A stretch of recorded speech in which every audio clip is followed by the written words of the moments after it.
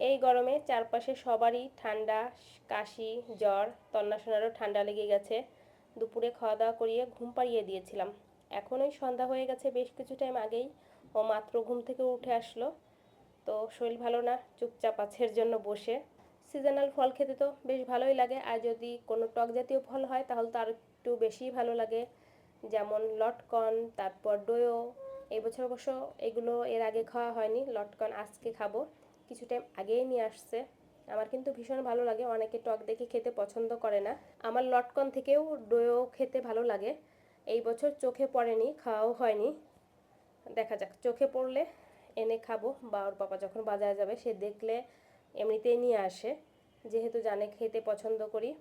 সন্ধ্যার টাইমে ড্রেস, তারপর শাড়ি শ্যুট করা হয়, নতুন কালেকশন এসেছে আমাদের, ব্লকের ড্রেস। তারপর পার্সেল রেডি করার কাজ থাকে। একদম সন্ধ্যা থেকে প্রায় 2-2.5 ঘন্টা ব্যস্ত থাকি। তারপর তন্নাশোনাকে পড়তে বসাতে হয়, আজকে অবশ্য রান্নাও আছে। এর জন্য মূলত রেডি হয়েছিলাম। শ্যুট করার পর তো আবার থাকে সব কিছু এলোমেলো, ছড়ানো ছিটানো, সেগুলো আবার সুন্দর করে গুছিয়ে রাখতে হয়। দেখুন কি চমৎকার একটা ড্রেস। আমার পেজটা চাইলে আপনারা কিন্তু ভিজিট করতে পারেন, তন্না ফ্যাশন। তো চলুন, সব কিছু গুছিয়েছি, মূলত আমি না, আজকে আমি গুছাইনি, ওর পাপা যেহেতু বাসায় ছিল ওর পাপাই গুছিয়ে দিয়েছে। তো প্রথমে দুধ জাল করে নিচ্ছি, সাথে রাত্রের রান্নাবান্নাও আছে। মূলত সকালে রান্না করেছিলাম, দুপুরে আর রান্না করা হয়নি।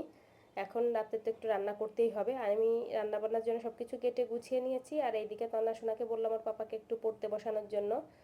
পড়তে সে খুব পছন্দ করে, কিন্তু ওই যে বাচ্চারা হোক আর বড়রাই হোক, ধরা বাঁধা কোনো নিয়মের ভিতর কেউই থাকতে পছন্দ করে না। তো তার অবস্থাও হয়েছে তাই। চলুন, বসে থেকে লাভ নেই, রান্নাবান্না করে রাত্রের কাজ কমপ্লিট করি। ভাত বসিয়ে দিয়েছিলাম, ভাতটা প্রায় হয়ে এসেছে। আর রান্না করব একটা হলো এখন মাছের ঝোল, তেলাপিয়া মাছ দিয়ে আজকে হলো সরিষা দিয়ে রান্না করব, আর মিষ্টি কুমড়া ভাজি করব বেশি করে পেঁয়াজ রসুন দিয়ে। মিষ্টি কুমড়া এইবার নিয়ে আসার পর 2 দিনই ভাজি করা হয়েছে, খেতে বেশ ভালো লেগেছে।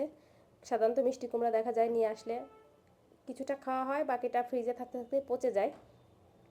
তো হলুদ লবণ মাখিয়ে নিলাম, সরিষাটা হলো পেস্ট করাই ছিল, তো ভাবলাম তাহলে ভালো লাগবে সরিষা দিয়েই রান্না করলে, যেহেতু রান্নার সময় ঠান্ডাও লেগেছে। এখন চারপাশে মানে বাড়িতে কথা বলছি, মানে যেখানেই শুনছি সবারই ঠান্ডা, কাশি, জ্বর হচ্ছে। তো মাছটা ভালো করে ভেজে তুলে নিয়েছি, আজকে একদম পেঁয়াজ ছাড়া রান্না করছি মাছটা। তো তারপর দিয়ে দিলাম কালো জিরা ফোড়ন, শুকনা মরিচ, ঝোলটা ভালো করে ফুটিয়ে নিয়েছি, আর হলুদ লবণ অ্যাড করেছিলাম, অন্য কোনো মশলা না। যখন সরিষা দিয়ে রান্না করা হয় যে কোনো কিছু, অন্য কোনো মশলা অ্যাড করি না।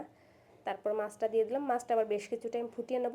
তারপর নামানোর আগে দিতে হবে হলো সরিষা পেস্টটা, ওই 2-3 মিনিট আগে। কাঁচামরিচ দিয়ে দিলাম বেশি করে। আর যখন সরিষাটা পেস্ট করছিলাম এমনিতেই অনেকটা কাঁচামরিচ দিয়েছিলাম, বেশ ঝালই হবে। এই যে সরিষাটা দেওয়ার পর কিন্তু কালারটাই চেঞ্জ হয়ে গেছে, যদিও শুকনো মরিচ দেয়নি, তারপর খুবই সুন্দর আসছে কালারটা।